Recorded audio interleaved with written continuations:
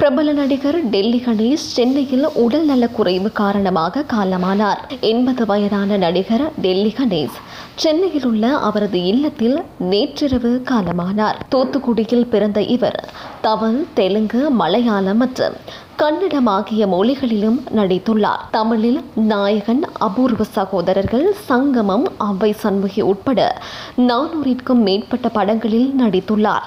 மேலும் நாடக நடிகராக இருந்து தமிழ் திரையுலகில் வில்லன் மற்றும் குணச்சித்திர கதாபாத்திரங்களில் இவர் நடித்துள்ளதுடன் தனக்கான நகைச்சுவை கதாபாத்திரங்களில் இவர் தனித்துவ பாணியை பின்பற்றியவராவார்.